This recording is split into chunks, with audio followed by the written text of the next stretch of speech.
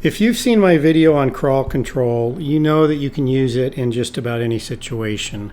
But in this video, I'm going to tell you why you really don't want to use it with trails where the rocks, boulders, ruts, tree roots, I mean everything is covered in that kind of slippery, wet mud that just feels greasy, oily, and slimy. If you've wheeled in the Coast Range of the Pacific Northwest, you know what I'm talking about. So not necessarily deep mud, but just everything is slick. But first, we want to address our sudden disappearance a few months back. Here's an explanation of what happened. So we've received a lot of questions on the channel as to why we're not producing videos or haven't produced videos in a while. And you know, there's some speculation, some rumors that John and I, like many brothers, got into a wicked fight. And though that's another wicked fight, yeah. Extremely plausible, likely in the future. That's not the case.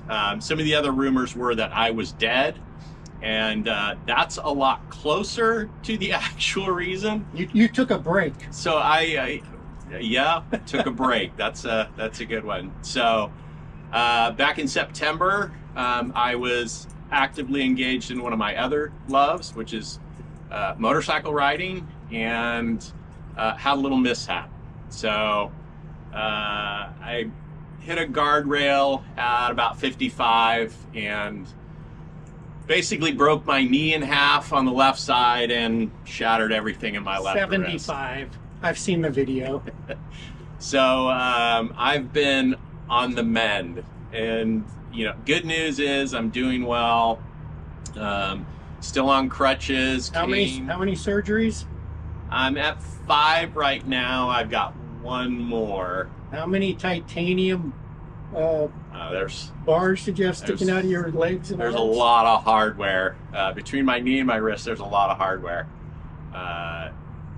Most of it stays in. So going to the airport, I've been to the airport once, and it was not a great experience, actually.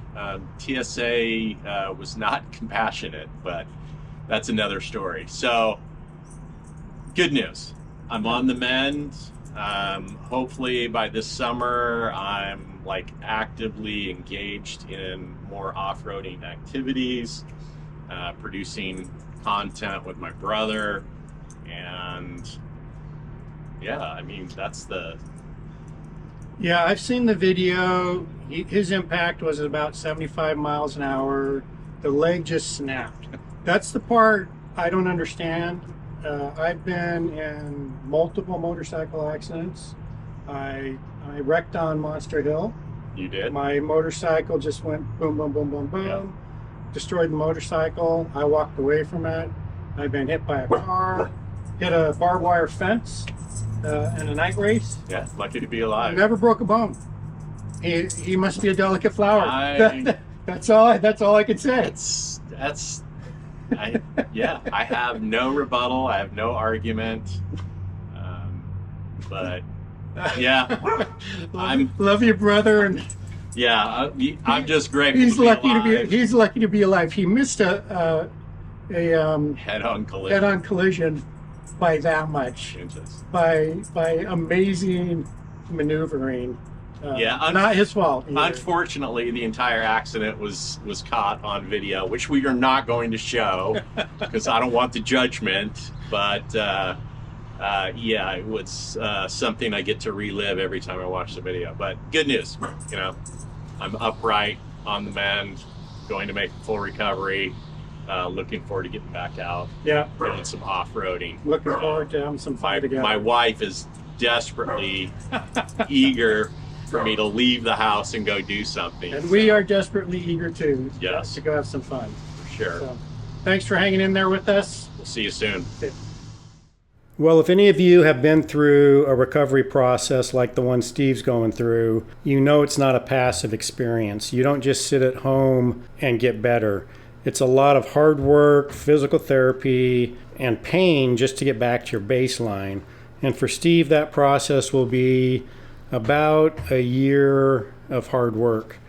And he has been positive, highly motivated, and engaged in the process the entire time. So The family's really proud of him, and he will be back on the trails as soon as possible.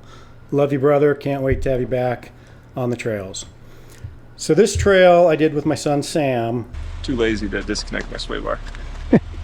And of course, our adventure dog Sydney came along for the ride. What do you think? They're sliding everywhere underneath me. All right, you heard me telling Sydney that I'm sliding everywhere, and the trail really doesn't look that bad, but when you get out, this is what you see. Everything is just covered with this greasy slime. And we're just at the beginning of this trail. Pretty soon it's going to look like this. So even little things like this, which would be really simple in dry conditions, become a little more fun. That's the situation right there. I think that calls for a little bump up and over. I'm gonna have to push a button here. Let's see. Let's push this button. Boom. Front locker. Here we go. Problem solved. Ready? Problem still not solved.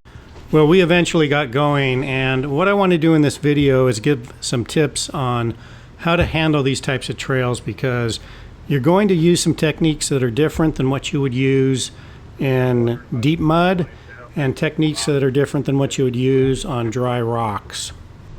Yeah, it looks wet and slick and steep.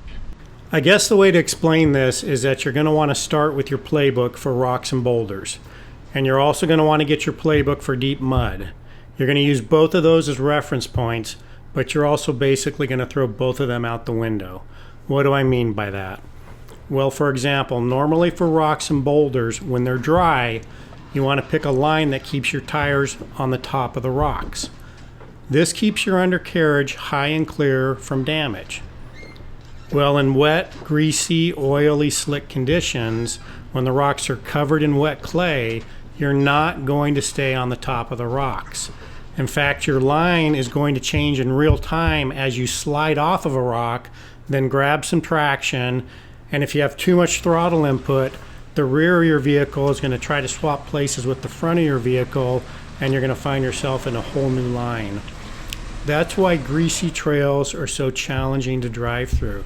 They are completely unpredictable.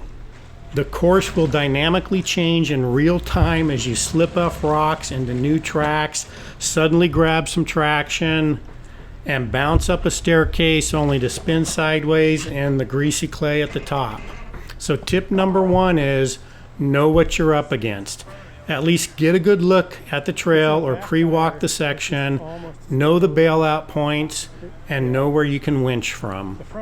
From there, the game is traction, traction, traction. These kinds of trails are the great teachers of vehicle dynamics and risk versus reward. And that is exactly why I say that these are not the trail conditions for crawl control. This is seat of the pants driving, where driver instinct rules the day as you slip and slide from one predicament to the next. So let's talk about traction. The best approach for traction is steady throttle input. And really only experience can teach you this, but the goal is to be steady enough on the throttle to carry momentum forward and to have enough wheel spin to self-clean the tread without having so much throttle that you're going to dig yourself into a hole that you can't drive out of. All right, you're out. Tip number 3, keep it as straight as you can. Lots of steering inputs can cause drag and you're going to lose momentum.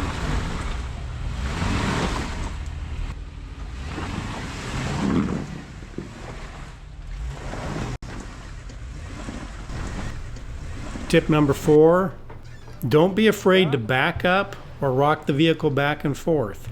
As long as you can move at all in any direction on a trail like this, you are not stuck.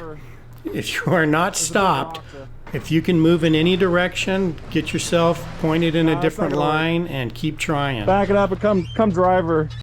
In this scene, you can tell that I just keep backing up, and with the help of my spotter, I'm trying to find that one line where I can get just enough friction, just enough purchase to get up over that hump.